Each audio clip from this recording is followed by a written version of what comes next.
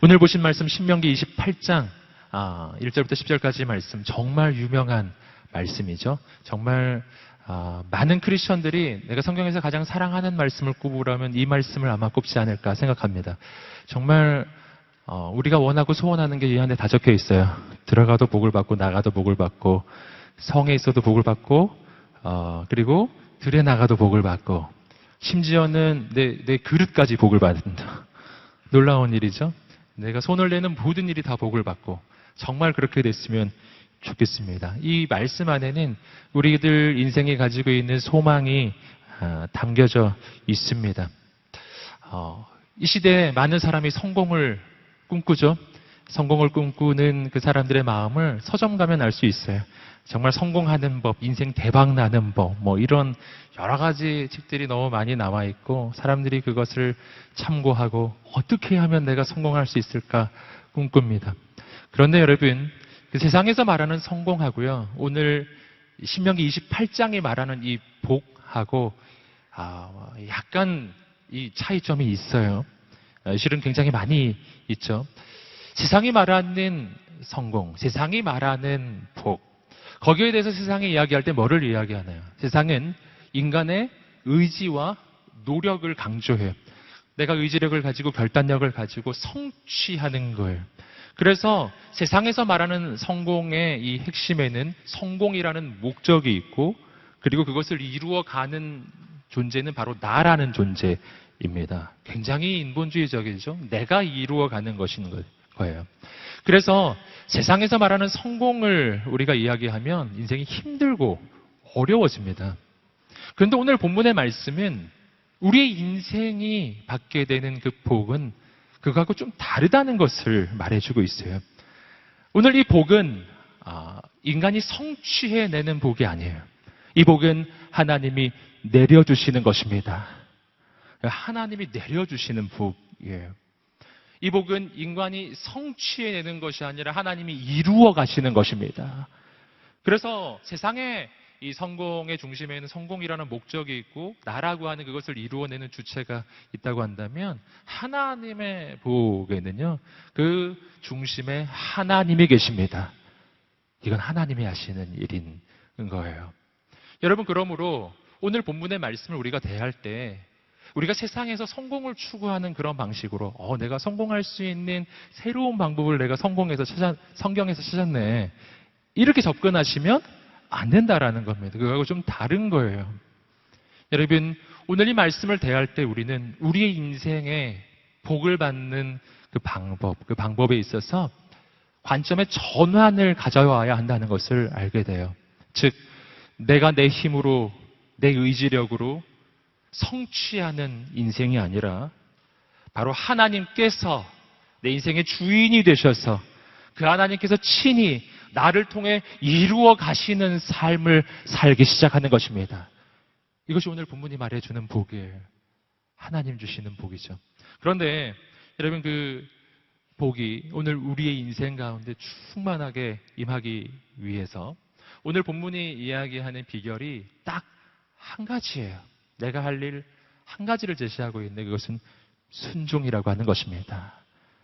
오늘 본문의 말씀을 통해서 오늘 우리의 인생이 어떻게 해야 그 하나님의 복을 누리는 인생이 될 것이며 또한 그 복은 어떤 것인지 조금 더 말씀을 통해서 함께 보고자 합니다. 함께 우리 1절 말씀 다시 한번 읽어보겠습니다. 시작. 만약 내가 오늘 내게 주는 그분의 모든 명령들을 따르면 내 하나님 여호와께서 너를 세상의 모든 민족들보다 높이 세우실 것이다. 자, 오늘 본문의 말씀에서 금방 말씀드렸듯이 이러한 하나님의 복, 하늘의 복을 누리게 되는 단 한 가지의 방법으로 이 순종을 제시하고 있는데요. 그런데 이 순종의 의미를 우리가 좀 알기 위해서 한 가지 더 좀 알아야 할 것이 있습니다. 그것은 뭐냐면 이 히브리어 원문에서 이 말씀, 오늘 본문에서 온전히 순종한다라고 할 때 이 순종이라고 하는 단어가 히브리어 원문에서 조금 다른 단어이기 때문이에요. 뭐라고 되어 있냐면은 히브리어 원문에는 이것이 듣다라는 단어로 되어 있어요. 즉 하나님의 말씀을 듣는다라는 거죠. 즉 순종하다라는 그 자리에 원래는 듣다라는 단어가 있고요. 또 한 가지 더 중요한 게 있어요. 또 한 가지 더 중요한 것은 우리말 성경 번역에서 보시면 내가 내 하나님 여호와께 온전히 순종하고, 즉 하나님께 순종하고 이렇게 표현이 되어 있지만, 그러나 그 히브리어 원문에는 여기 한 단어가 더 들어 있습니다. 그건 뭐냐면 하나님의 음성이란 단어예요. 그래서 개역 개정판 번역을 보시면 이렇게 되죠. 여호와의 말씀을 삼가 듣고. 이 부분이 이렇게 번역이 개역 개정은 그렇게 돼 있어요. 개역 개정이 조금 더 정확한 것 같아요. 하나님의 말씀을 삼가 듣고. 근데 그 말씀은 그냥 말씀이 아니라 더 정확히는 하나님의 음성을 듣고, 이렇게 표현된다는 거예요. 여러분, 여기서 우리는 순종이라는 게 뭔지를 발견해요. 순종이 어떻게 이루어지는 것인지. 여호와의 음성을 듣고, 바로 여기서부터 순종이 시작된다는 거예요. 함께 따라해 보겠습니다. 여호와의 음성을 듣고. 아멘. 자, 여기서 우리는 순종의 몇 가지 중요한 영적 의미를 발견합니다. 첫 번째는 뭐냐면 순종은 하나님의 음성을 듣는 것에서 시작한다라는 겁니다. 여러분, 왜 오늘 본문의 말씀에서 이 순종이 하나님의 음성을 듣는 것인데 그걸 왜 순종이라고 번역했느냐 하면은 조금 더 설명드리면 히브리어 상에서 무엇을 듣는다라고 할 때 그 목적어 부분에 음성을 듣는다라는 표현이 나오면 이 듣는다라는 단어가, 이 서술어가 순종하다라는 말로 번역이 된다는 거예요. 그러니까 우리말 성경 번역이 아주 틀린 건 아니에요. 그러니까 맞는데, 그러나 그 안에는 듣는다라는 표현이 있다라는 것입니다. 자, 여기서 하나님을 향한 순종, 바로 하나님의 음성을 듣는 것에서 시작함을 우리가 알게 됩니다. 그렇다면 음성을 듣는다, 이 부분을 우리가 한번 좀 생각해 보기를 원해요. 여러분, 음성을 들으려면 하나님이 어디 계셔야 되죠? 하나님이 여기 계셔야 되죠. 이게 아주 중요한 거예요. 단순히 내가 하나님께 순종한다라고 하면 그 하나님의 명령은 나에게 다양한 방식으로 전해질 수가 있어요. 오래된 문서로 전해질 수 있어요. 기록되어져 있는 그냥 문서로, 혹은 다른 사람을 통해서 전해지는 말씀으로 이렇게 전달될 수도 있습니다. 여러분, 그런데 하나님의 음성이라고 하면 그것은 하나님은 여기 계셔서 그 하나님께서 지금 나에게 말씀해 주셔야만 내가 들을 수 있는 것이 하나님의 음성이라고 하는 거예요. 여러분, 여기서 이 순종이 어떻게 이루어지는 것인지를 알게 되는 거예요. 여러분, 만약 순종이 내가 오래된 고문서를 보고서 거기서 어떤 교훈을 발견해가지고 내가 이렇게 살아야겠다고 결단하는 것이 순종이라면 그건 내 의지일 것입니다. 내 결단. 내가 찾아낸 교훈을 내가 지키려고 애를 쓰는 것일 거예요. 그렇게 순종을 하면 그 순종은 너무 힘든 게 돼요. 여기서 우리가 때로 하나님의 말씀 앞에 순종하려고 할 때 그게 너무 힘든 까닭을 발견합니다. 왜 힘든가? 왜 힘드냐 하면은 내가 들은 그 말씀이 지금 들은 말씀이 아니라 오래전에 기록되어 있는 그냥 문서에서 내가 발견한 정보라는 거예요. 말씀은 때로 나에게 정보일 때가 있어요. 그냥 교훈일 때가 있어요. 내가 발견한 교훈이면 내가 지켜야 하잖아요. 그러면 지키기가 너무 힘든 거예요. 여러분, 순종은 그런 게 아닙니다. 오늘 말씀에서 다시 확인합니다. 순종은 지금 내 앞에 계신 하나님께서 지금 나에게 말씀해 주시는 그 음성을 내가 듣는 것이 전제예요. 여러분, 그분이 지금 내 앞에서 지금 나에게 말씀하고 계세요. 그러면 그분과 나 사이는 무슨 관계죠? 모르는 사이가 아니죠. 아는 관계가 되는 거예요. 여러분, 나와 교제하는 분이 되는 것이죠.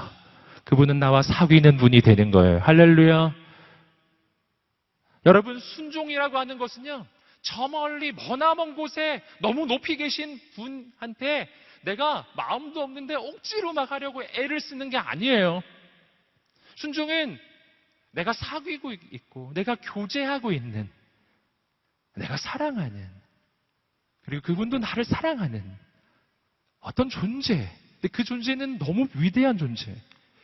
너무나 아름다운 존재이며 나를 너무 사랑해서 나를 위해 뭐든지 다 내놓을 수 있으신 어떤 절대적인 존재. 그 하나님이 나와 교제를 하고 있는 거예요. 그리고 그분이 지금 나에게 어떤 말씀을 해주신 거예요. 얘야, 이렇게 하면 어떻겠니? 얘야, 네가 나를 위해 이렇게 해주면 좋겠다. 야, 너가 너의 인생에 이렇게 하는 게 좋을 것 같아. 이렇게 하나님이 내게 들려주시는 음성을 내가 지금 이곳에서 듣는 것입니다. 여러분, 그렇게 들으면 순종이란 아주 어려운 게 아닌 게 되는 거예요. 그건 어렵지 않아요. 전에도 말씀드렸지만 여러분, 오늘도 뭐 결혼하시는 커플들도 계시지만 여러분, 내가 사랑하는 그가 나에게 무언가를 부탁을 해요. 그럼 그거는 하기 쉬울까요? 어려울까요?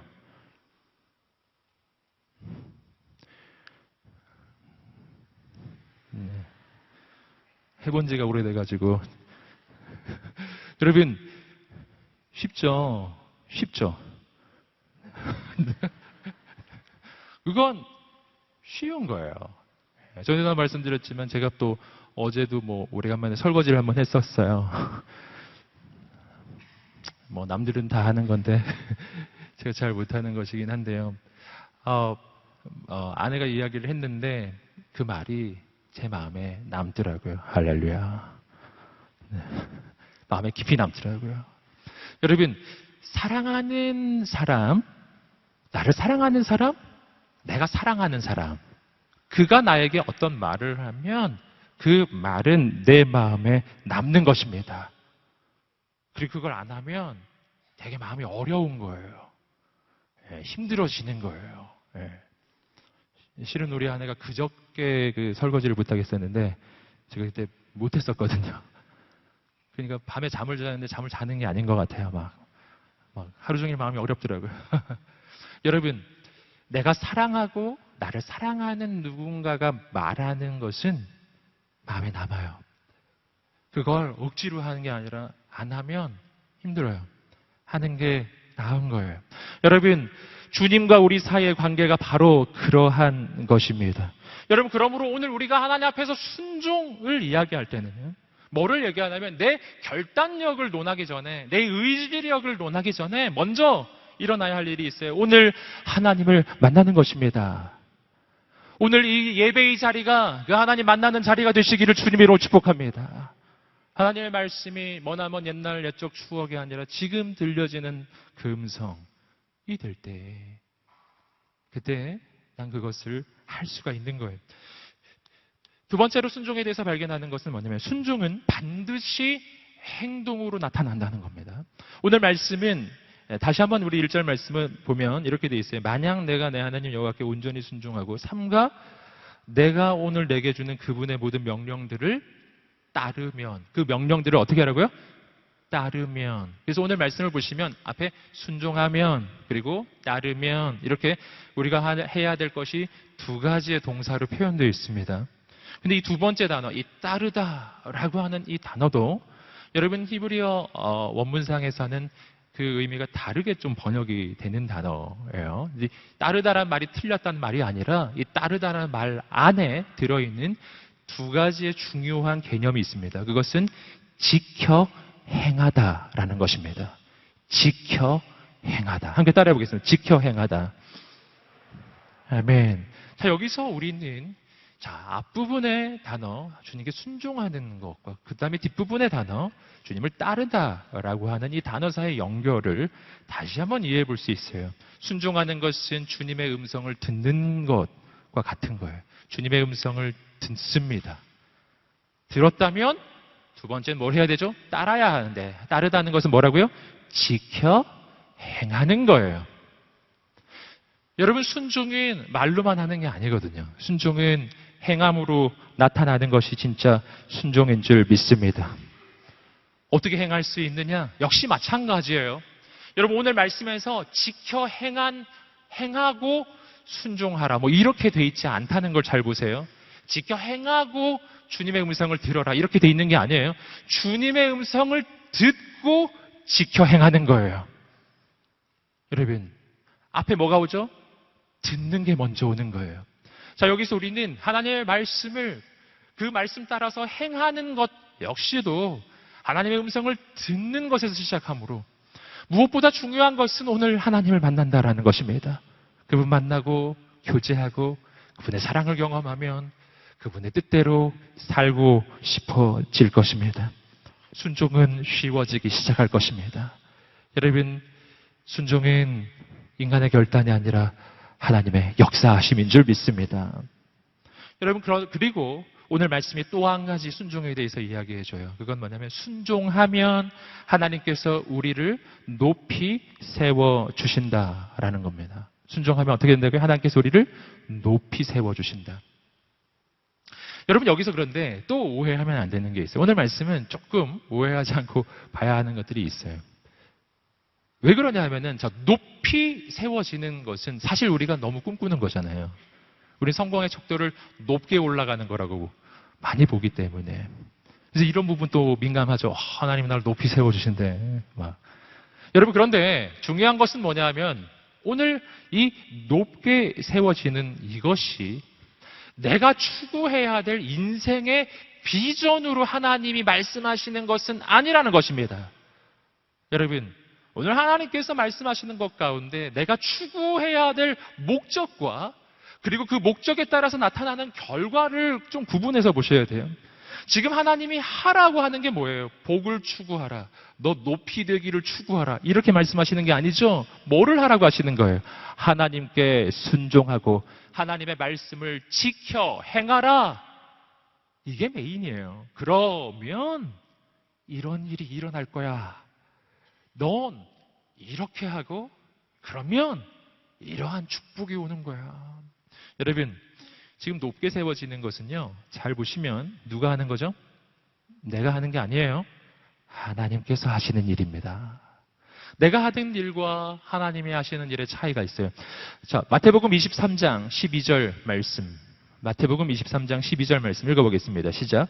누구든지 자기를 높이는 자는 낮아지고 누구든지 자기를 아멘. 자, 자기를 높이면 하나님이 그를 낮추실 거예요. 자기를 낮추면 하나님이 그를 높이실 거예요.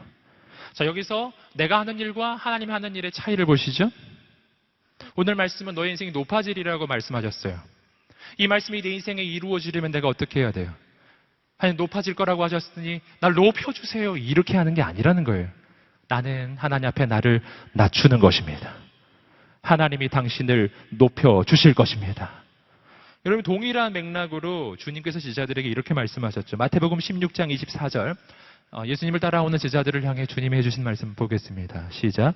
이에 예수께서 제자들에게 이르시되 누구든지 나를 따라오려거든 자기를 부인하고 자기 십자가를 지고 나를 따를 것이니라. 아멘.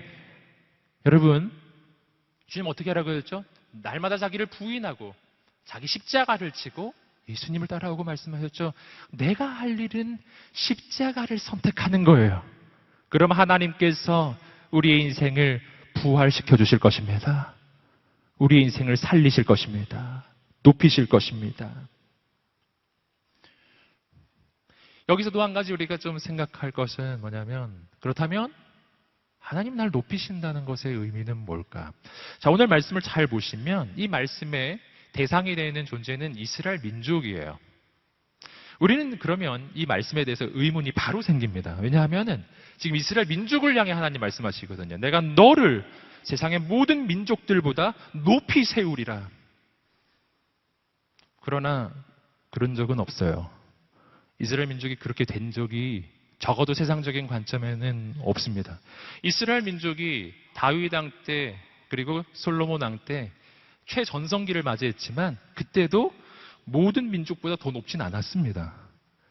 나름대로는 아주 강대했으나 그러나 그 주변에 이집트라든가 아수르라든가 나중에 나오는 페르시아 이러한 거대한 제국에 비교하면은 이스라엘은 언제나 약소국이었어요. 너무나 작고 초라하고 별거 아닌 나라였어요.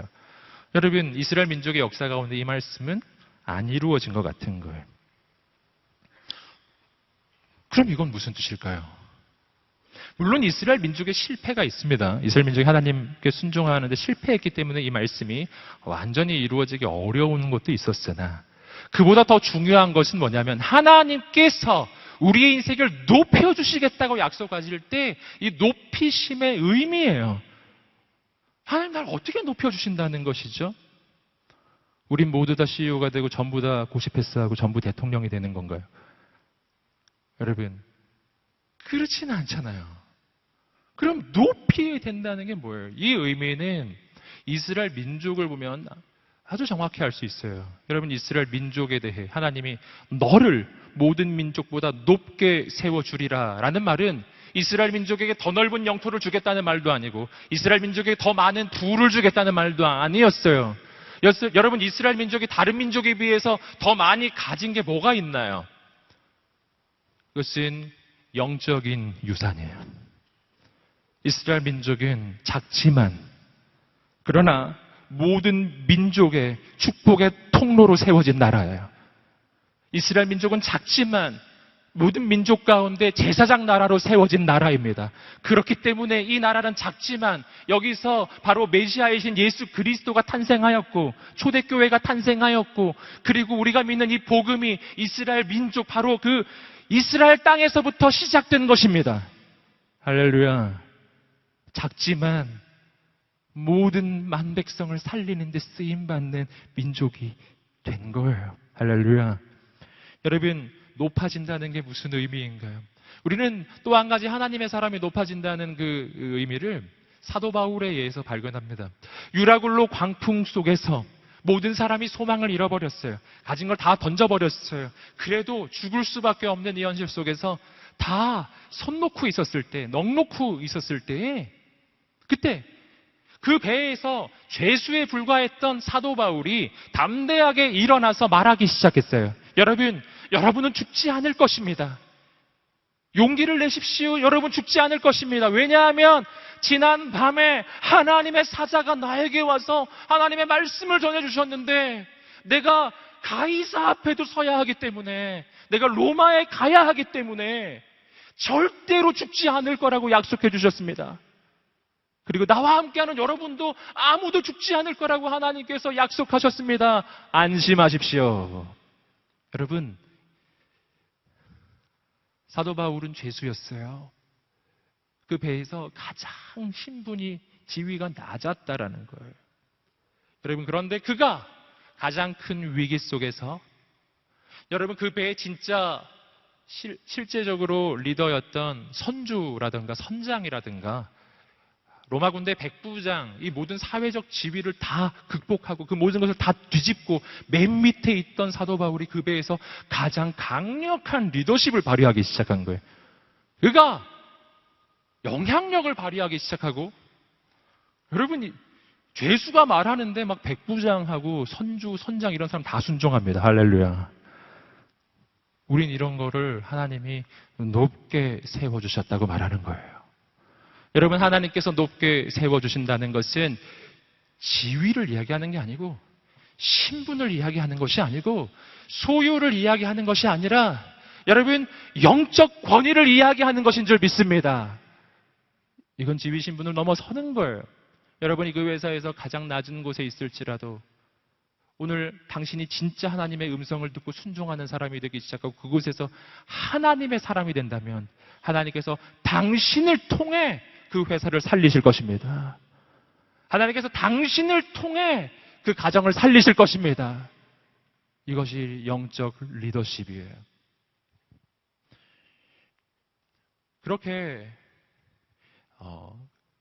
그렇기 때문에 오늘 우리 인생에 추구해야 할 것이 있습니다. 그것이 2절에 나옵니다. 우리 함께 2절 말씀을 읽어보시겠습니다. 시작. 만약 내가 내 하나님 여호와께 순종하면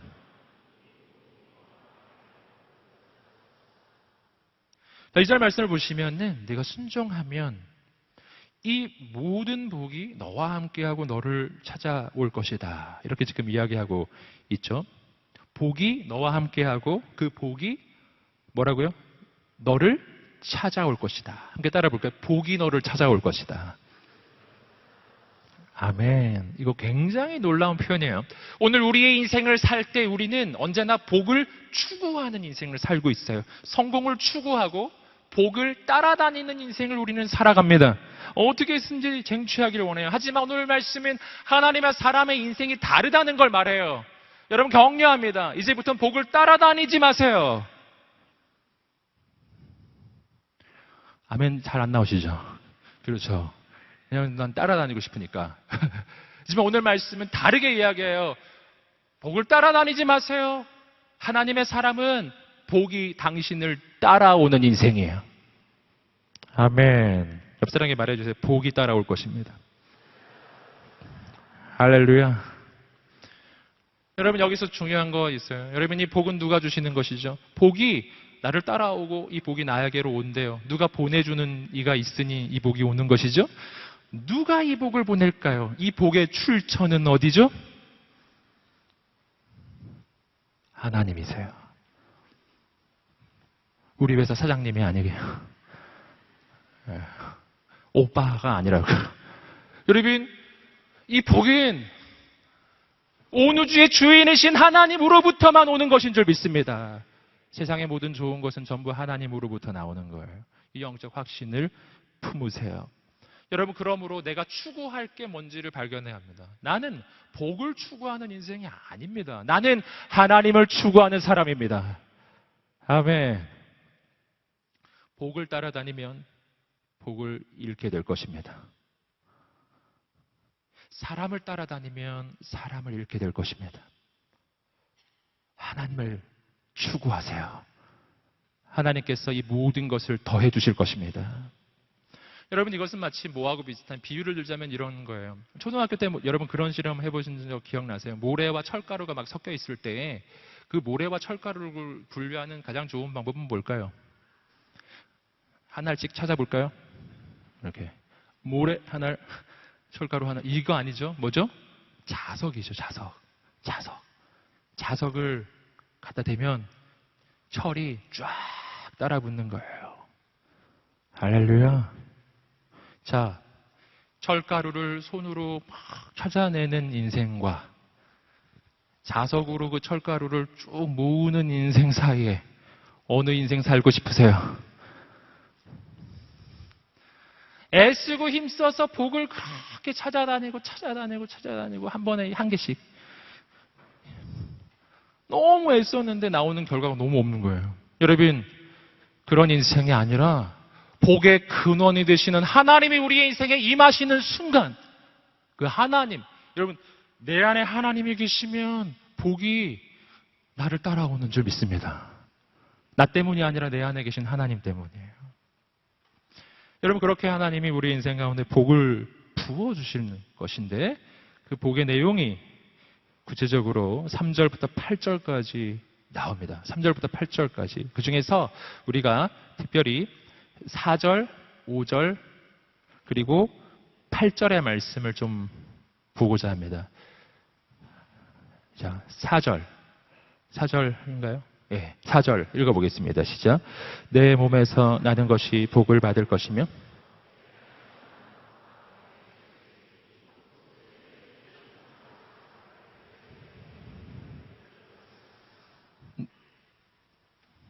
내 바구니와 복을 받을 것이다. 그리고 8절입니다. 여호와께서 내 창고와 내 손이 닿는 모든 것에 복을 보내실 것이며 내 하나님 여호와께서 내게 주시는 그 땅에서 내게 복 주실 것이다. 자, 하나님께서 주시는 그 복의 내용이 좀 설명이 되고 있는데 4절, 5절, 8절 전체 한 절반 정도 되는 부분을 우리가 봅니다. 이 부분에서 다루는 것은 뭐냐면 소유에 대한 이야기예요. 소유물. 즉 너는 복을 받아서 이렇게 너의 소유가 되리라 라고 하는 하나님의 지금 약속의 이야기가 나오고 있는데 여러분 저는 이 말씀을 이렇게 묵상해 볼 때 바라볼 때 이 말씀이 평소에 우리가 쓰는 표현하고 조금 다르다라는 것을 발견했어요. 여러분 우리는 복받은 인생이라고 하면 어떻게 표현합니까? 이렇게 표현하죠. 저 사람은 소가 많아. 소. 저 사람은 양이 막 양 목장하고 있어. 이렇게 표현하지 않아요? 여러분 어떻게 표현해요? 저 사람은 창고에 완전 명품이 꽉 쌓여 있대. 뭐 이렇게요. 창고가 꽉 차 있고, 그리고 먹는 음식, 그릇하면 저 사람 뭐 먹는 건 거의 뷔페 음식만 먹는데. 할렐루야. 뭐 예를 들어 본 거예요. 우리는 많이 이야기할 때 소유로서 복을 이야기할 때 어떻게 표현하냐면은 저 사람은 복을 받아서 가진 소유가 참 많아. 이렇게 표현한다고요. 근데 오늘 말씀은 그렇게 표현되어 있지 않아요. 오늘 말씀은 이렇게 표현하고 있어요. 어떻게 표현하냐면 이런 거예요.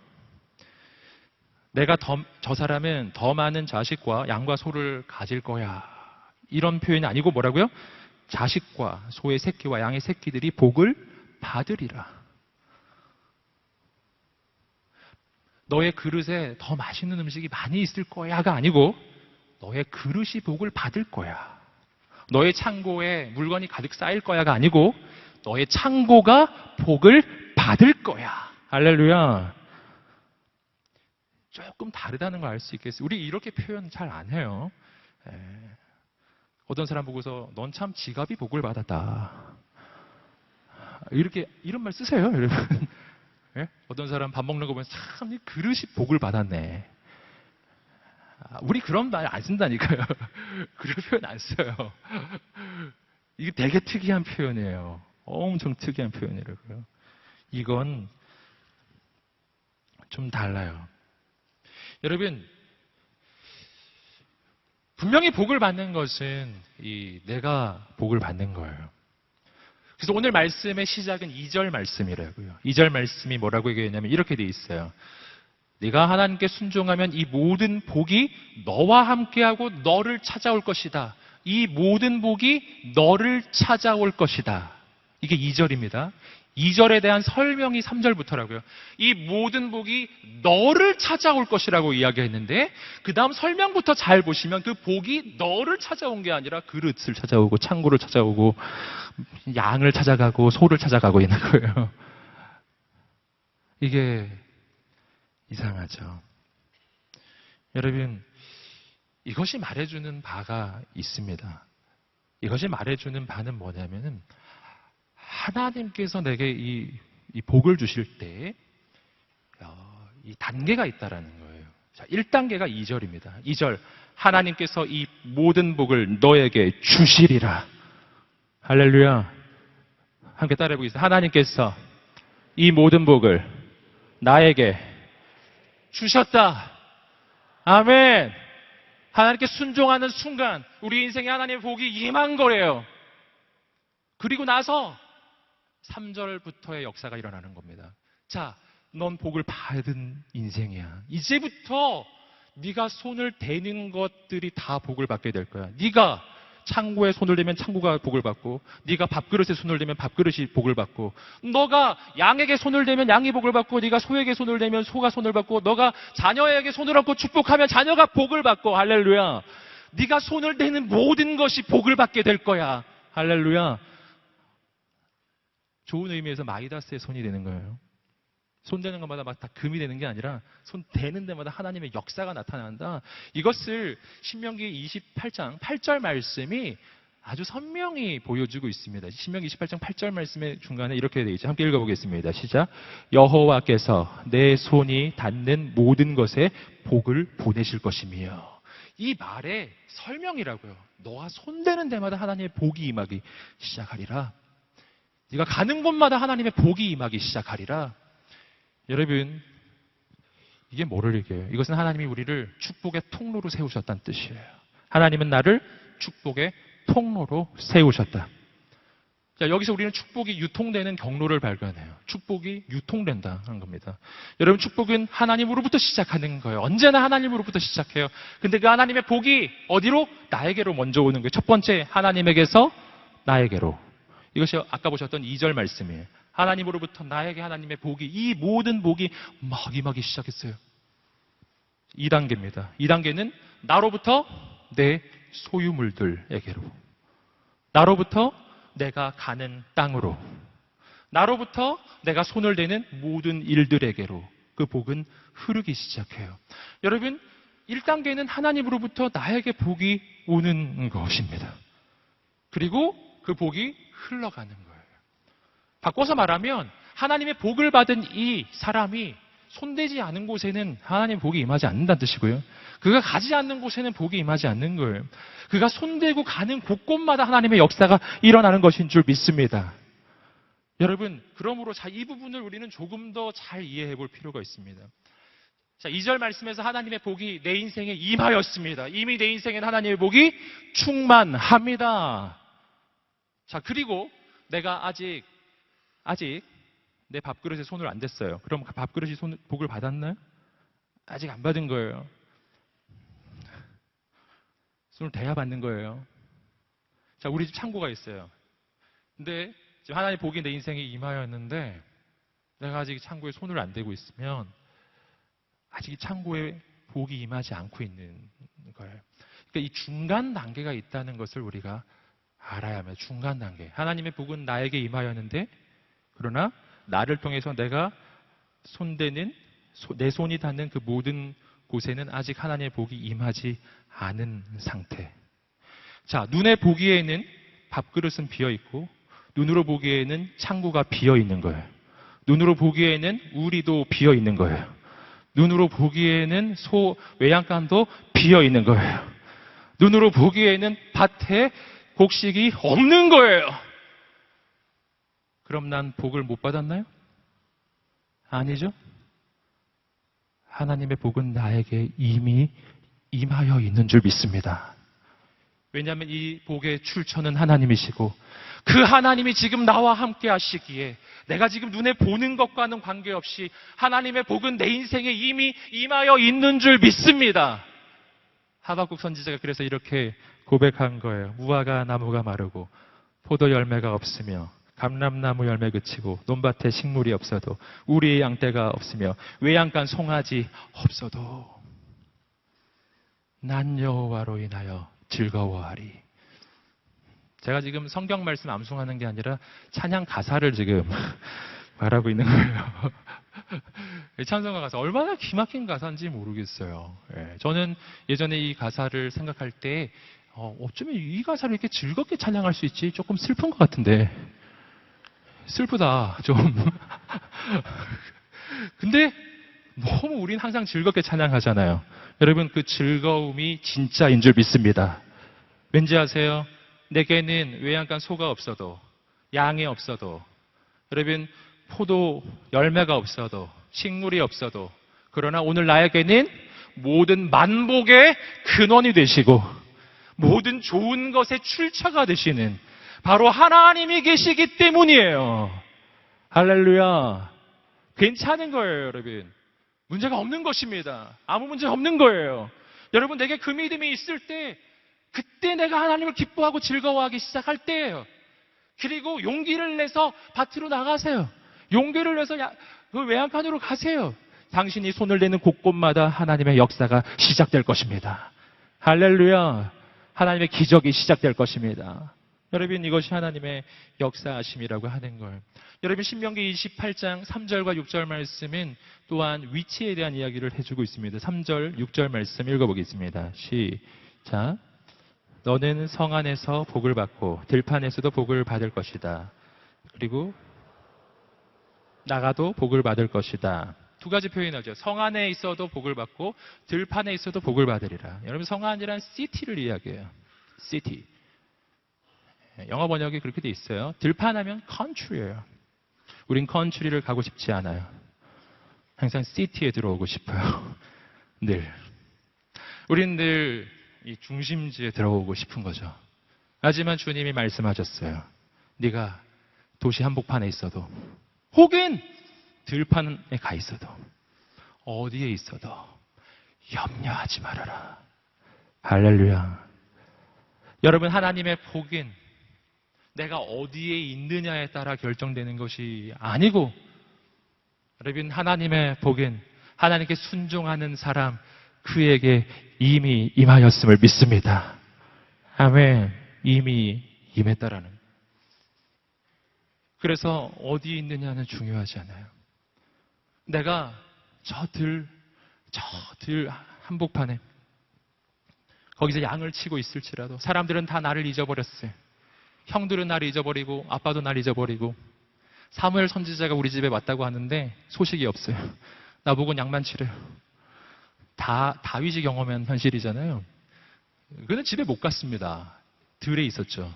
그런데 하나님의 사람은 들에 있어도 하나님께서 그를 붙잡으셔서 이스라엘의 왕으로 기름 부어주시는 줄 믿습니다. 어디 있느냐 때문에 고심하고 계신 분, 두려워하지 마십시오. 내가 진짜 두려워해야 할 것은 내가 어디에 있느냐의 문제가 아니에요. 내가 진짜 염려해야 할 문제는 내가 오늘 하나님의 음성을 듣고 있고 내가 오늘 하나님의 그 음성 앞에 순종하고 있느냐예요. 그걸 내가 지금 안 하고 있다면 내가 역사의 한복판에 있을지라도 난 거기서 정말 패망을 경험할 것입니다. 괜찮아요. 여러분, 들어가도 나가도 복을 받을 것입니다.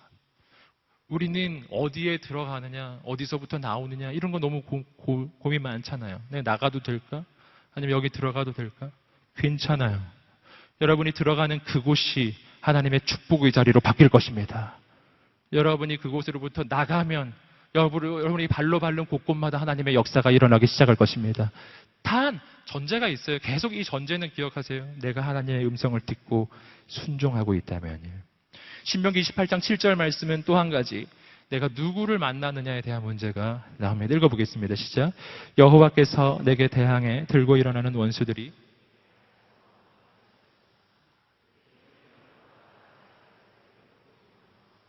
자, 7절 말씀을 보시면은 원수를 만나고 있습니다.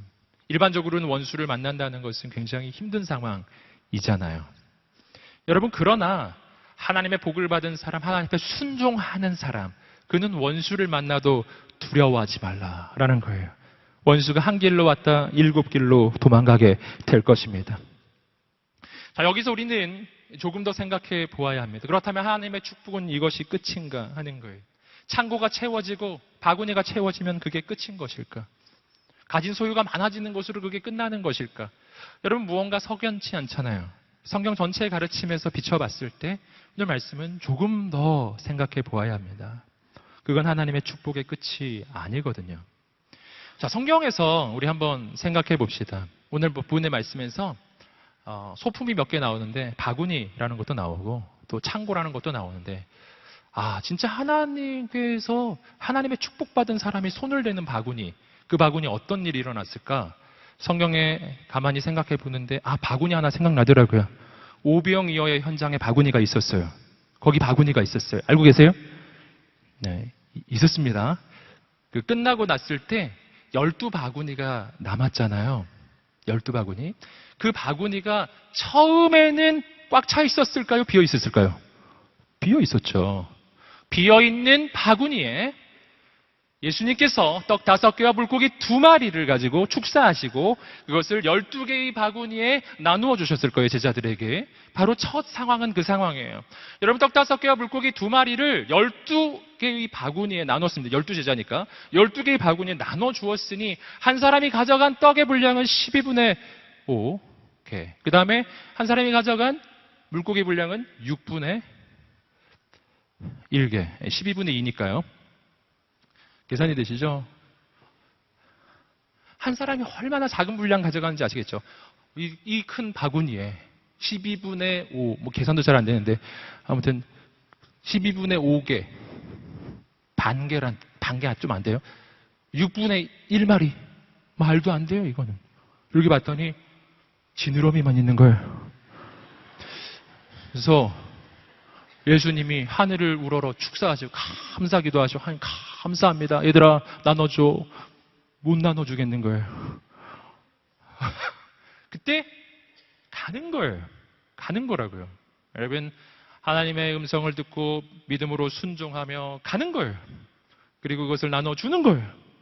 나눠주는 순간 그 바구니가 복을 받기 시작해요. 그 바구니가 채워지기 시작해요. 다 나눠주고 15,000명한테 완전히 싹 다 나눠주고 그리고 나서 딱 봤더니 꽉 차 있어요. 할렐루야. 이것이 복받은 바구니라는 겁니다. 복받은 바구니. 여러분, 복받은 창고도 있어요. 복받은 창고. 성경에 보시면은 꽉 차 있었던 창고가 두 개 있습니다. 한 가지 경우는 뭐냐면 어리석은 부자의 창고가 있어요. 어리석은 부자는 창고를 꽉 채웠어요. 그리고 말했습니다. 내가 이 창고에 이렇게 가득 채워놨으니까 내가 이제 좀 평안히 쉬자. 내 영혼아 쉬어라. 그때 하나님께서 말씀해 주셨죠. 어리석은 자야. 오늘 밤 내가 너의 영혼을 거두어가면 이것이 누구의 것이 되겠느냐. 어리석은 자야. 여러분, 창고가 꽉 차 있죠. 여러분, 창고가 꽉 차 있는 게 축복의 증거입니까? 여러분, 그것만으로는 축복의 증거가 아니에요. 그게 아닌 거예요. 여러분, 창고는 꽉 차 있는데 하나님의 음성을 듣지 않고 있으면 그 창고는 축복이 아니에요. 여러분, 축복된 창고가 있었습니다. 요셉의 창고예요. 요셉이 이집트의 총리로서 창고를 채우기 시작했어요. 7년 풍년들 동안 아주 꽉 채워놨습니다. 그리고 7년 흉년이 찾아왔을 때 그 꽉 차 있는 창고에 그 모든 곡식들을 가지고 천하 만민에게 나누어주고 먹여 살리기 시작했어요. 여러분, 그 창고를 통해 천하 만민이 살게 되는 역사가 일어났습니다. 우린 이런 창고를 복받은 창고다라고 말하는 거예요. 꽉 찬 창고가 아니라고요. 여러분, 꽉 차 있는 바구니가 아니에요. 여러분, 우리는 얼마나 자주 복받은 바구니, 복받은 창고를 오해하는지 몰라요. 복받은 바구니는 축복을 유통하는 바구니예요. 들어온 걸 내보내는 거예요. 들어온 걸 내보내면 더 많이 생길 것입니다. 여러분, 축복받은 창고는 꽉 차 있는 창고가 아니에요. 하나님의 그 음성에 순종해서 그곳에 있는 것으로 수많은 영혼을 살리는 창고인 줄 믿습니다. 복받은 창고죠. 하나님의 축복은 그렇게 흘러가는 거예요. 여러분, 그래서 이 하나님의 사람의 인생에 대해서 하나님은 직접 이렇게 표현해 주셨죠. 창세기 12장 1절부터 3절까지 말씀을 읽어보겠습니다. 시작. 여호와께서 아브라함에게 이르시되 너는 너의 고향과 친척과 아버지의 집을 떠나 내가 내게 보여줄 땅으로 가라. 2절. 내가 너로 큰 민족을 이루고 내게 복을 주어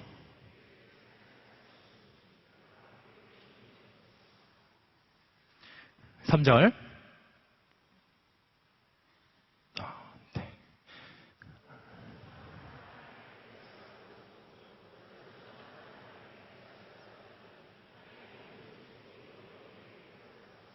아멘. 예. 자막이 우리말 성경으로 지금 나오고 있는데요. 여러분, 이 말씀 여러분 기억하시죠? 이 말씀에서 여러분 기억할 것은 2절 부분인데 개역 개정 번역이 조금 더 정확한 번역입니다. 제가 한번 말해드리겠습니다. 내가 내게 복을 주어 내 이름을 창대하게 하리니 너는 복이 될지라. 함께 따라해보겠습니다. 너는 복이 될지라.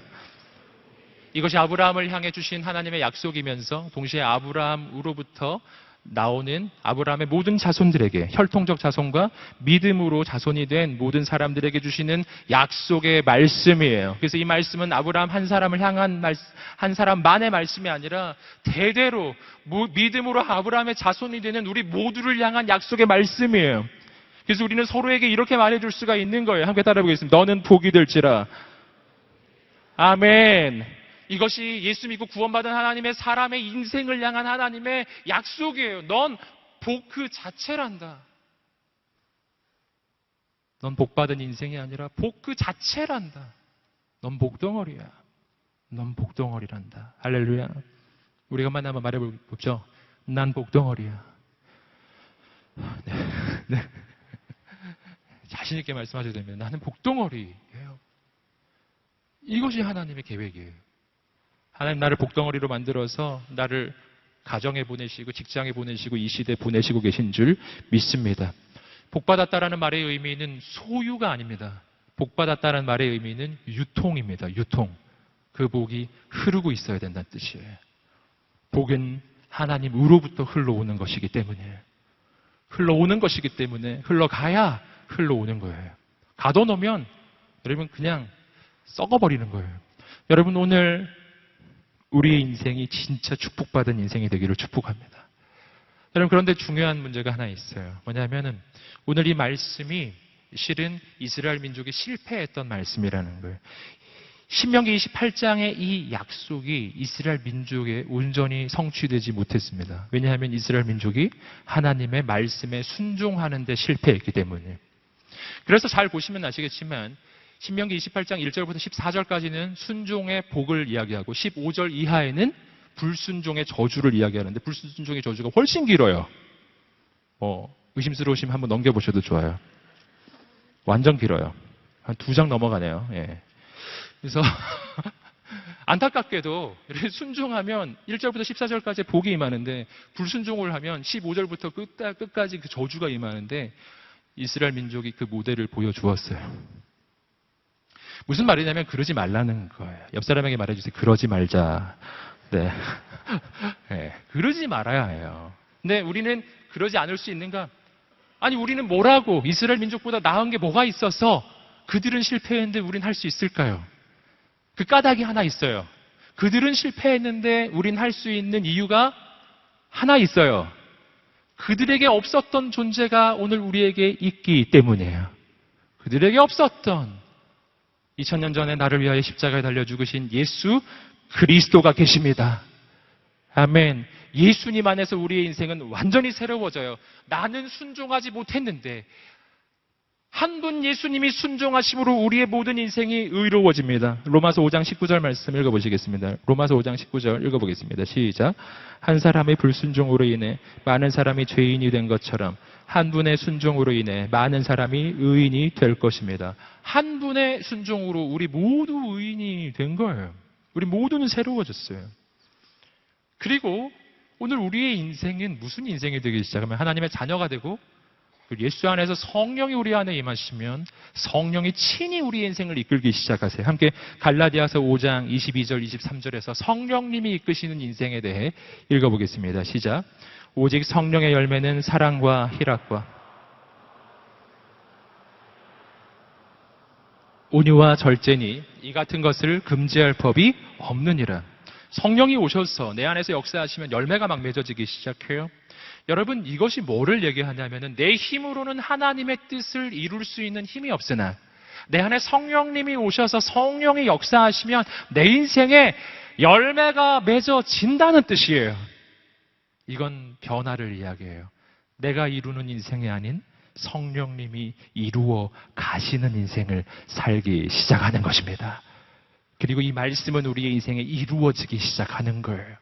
나의 순종이 아닌 예수 그리스도의 순종으로 내 능력이 아닌 내 안에 계신 성령의 능력으로 내 인생에 하나님의 말씀은 이루어지기 시작하는 거예요. 하나님의 역사는 시작되는 것입니다. 여러분 마지막으로 신명기 28장 9절과 10절 말씀을 읽어보겠습니다. 시작. 내가 내 하나님 여호와의 명령대로 지키고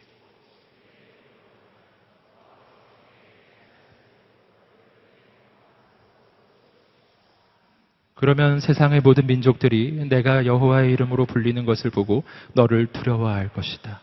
자, 말씀을 보시면 9절 10절은 분위기가 달라졌죠. 네가 순종하면 너는 거룩한 백성이 되리라.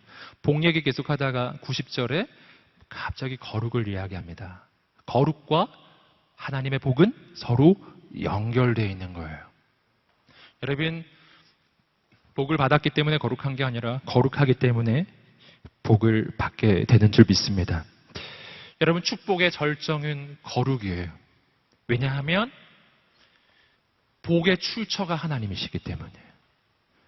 그래서 거룩, 하나님으로 인해서 구별된 백성, 하나님의 소유가 됐다는 이것이 바로 이것이 내가 축복받는 가장 중대한 이유입니다. 여러분 그래서 거룩하지 않고서 복을 받는다는 것은 어불성설이라고 하는 거예요. 이거는 하나님께 속하지 않고서 하늘의 복을 받는다는 건 말이 안 되는 이야기예요. 그래서 우리가 먼저 뭐를 해야 되냐면은 거룩해져야 한다는 거예요. 여러분 오늘 우리가 거룩의 결단을 하게 되기를 주님으로 축복합니다. 여러분 오늘 결정하셔야 합니다. 여러분 이것이 시작이거든요. 주님의 음성 앞에 내가 순종하기로 결정하셔야 합니다. 이것이 시작이거든요. 거기서부터 우리 인생은 새롭게 시작하는 줄 믿습니다. 여러분, 이 본문에 나오는 모든 좋은 이야기만 다 들여다보고 거룩하라, 하나님 말씀에 순종하라는 말은 듣지 않으면 이 말씀은 한낱 종교적인 주문에 불과하게 돼요. 오늘 살아계신 하나님을 만나게 되기를 간절히 소망합니다. 이 시간 정말 온 우주의 주인이신 하나님, 정말 모든 복의 출처가 되시고 모든 좋은 것의 시작이 되시는 하나님, 나 그 하나님을 신뢰해야 하지 않겠어요? 오늘 말씀은 우리를 향한 결단을 촉구합니다. 순종하기로 결정하라는 걸. 왜 내 인생에는 이러한 일이 일어나지 않았을까요? 우리는 늘 하나님을 원망하잖아요. 왜 내 인생은 이러냐고. 그러나 오늘 말씀은 우리의 인생에 반문하는 거예요. 너는 하나님의 말씀에 순종했었느냐? 주의 음성을 듣고 그 말씀 앞에 순종하고 그 말씀을 지켜 행하며 오늘 너의 모든 삶 가운데 거룩의 선택을 했었느냐? 여러분, 오늘 우리는 이 말씀을 기억해야 합니다. 그리고 한번 우리의 젊은 날 하나님 앞에 한번 도전해보지 않겠어요? 내가 정말 하나님께 순종할 때, 내가 정말 주의 음성이 들려오는 음성을 한번 붙잡고 내가 그 음성에 인생을 한번 걸었을 때 진짜 하나님이 축복해 주시는지 우리가 한번 도전해보지 않겠어요?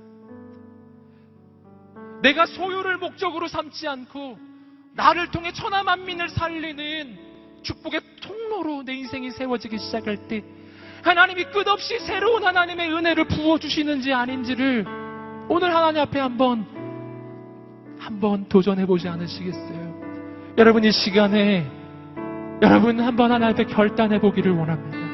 하나님, 내가 하나님의 그 음성을 듣고 오늘 내가 믿음으로 순종하며 살겠습니다. 축복의 절정은 거룩이기에 오늘부터 내가 거룩하기로 결단합니다. 순결하기로 결단합니다.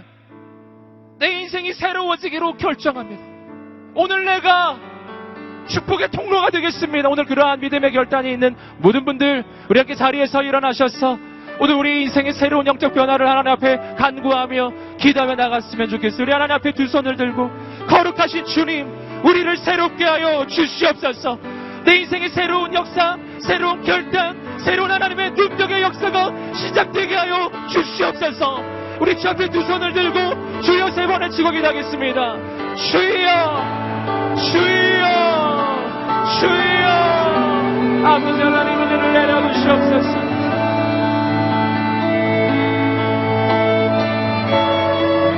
거룩하신 하나님,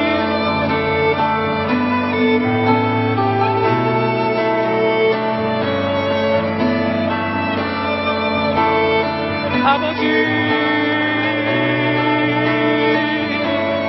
주님을 사모합니다. 주님을 의지합니다. 예수님을 사랑합니다. 주 하나님,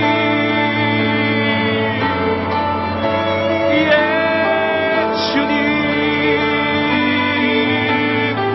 오늘 이곳에 오셔서 기담에 나가는 모든 영혼들 가운데 하나님의 세일을 이루어 주시옵소서. 성령으로 기름 부어 주시옵소서.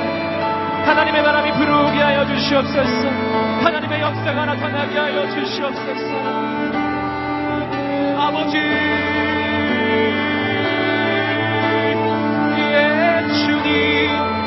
주님 비소서.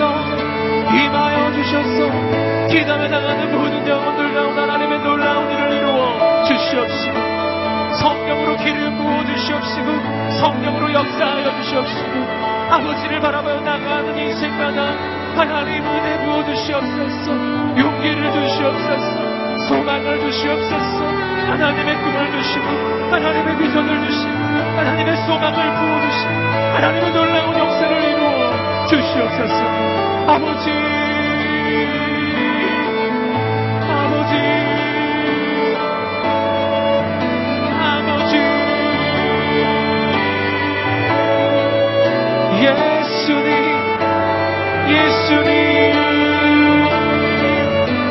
예수님 비소서.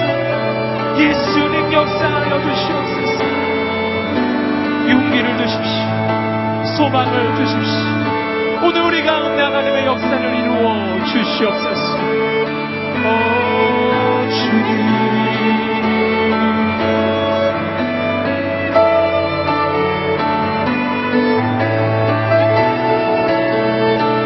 아버지, 주님을 바라보며 나아가는 인생마다 용기를 주시옵소서.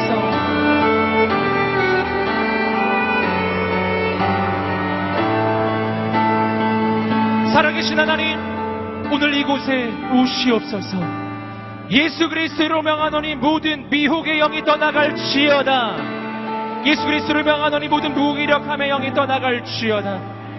오늘 내가 하나님 앞에 포기하지 않게 하여 주시고, 오늘 내가 하나님께 쓰임받는 인생이 될 수 있을 것이라고 하는 그 마음을 놓치지 않게 해주십시오. 여러분, 내가 하는 것이라면 안 될 것입니다. 하지만 하나님이 하시면 될 것입니다. 나는 할 수 없습니다. 하지만 성령님은 하실 것입니다. 오늘 성령님 우리 가운데 임하여 주시옵소서. 여러분, 내가 이루는 게 아니라니까요. 성령께서 하시는 거예요. 내 결단으로 순종할 수 없습니다. 하지만 내가 내 안에 오신 성령님께 내 영혼을 의탁하면 성령께서 이끄실 것입니다. 영성은 나의 의지력이 아닙니다. 영성은 나의 결단력도 아닙니다. 영성은 하나님과의 친밀함입니다. 살아계신 성령님, 오늘 우리 예배 가운데 임하여 주십시오. 오늘 내가 순종하기를 소원합니다. 나의 신앙이 너무 오래된 추억으로만 머물고 있다면 오늘 살아계신 하나님을 만나게 하여 주시옵소서. 주의 음성을 듣게 하여 주시옵소서.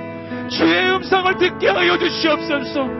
그래서 아버지 앞에 순종함의 축복이 얼마나 놀라운지 나도 보게 하여 주시옵소서.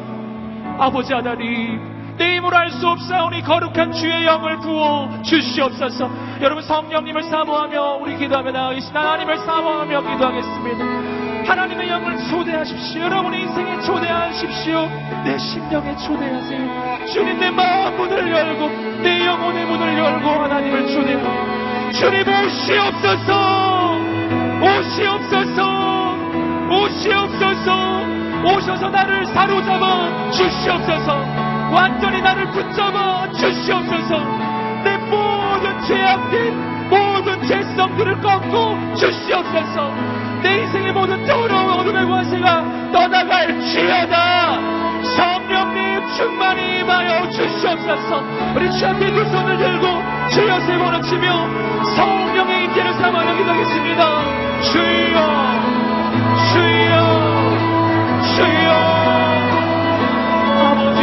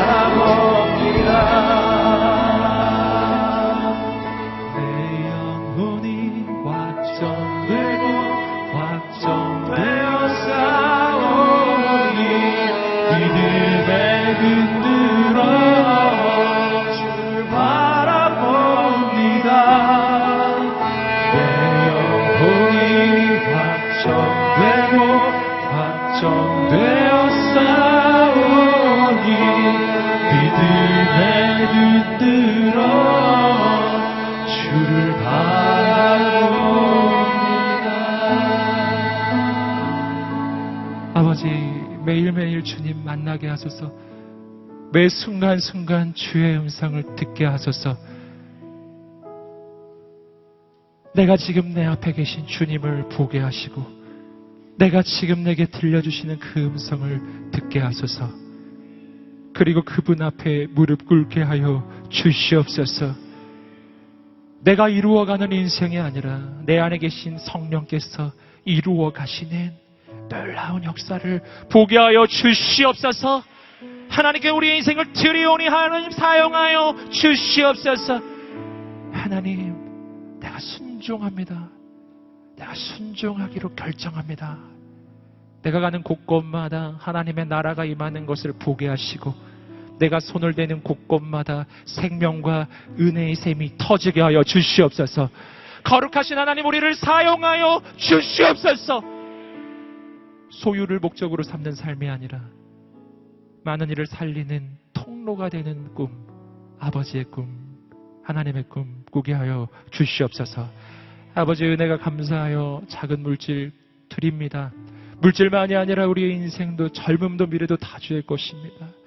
아버지께 쓰임받게 하여 주시옵소서. 드려질 때 더 놀라운 역사로 임하여 주시옵소서. 지금은 우리 주 예수 그리스도의 은혜와 하나님의 사랑과 성령의 교통하심이 오늘 하나님께 인생을 드리기로 결정하는 모든 하나님의 사람들 머리 위에, 이민족과 열방과 모든 선교사님들 머리 위에 지금부터 영원까지 함께 하시기를 간절히 축원하옵나이다. 아멘.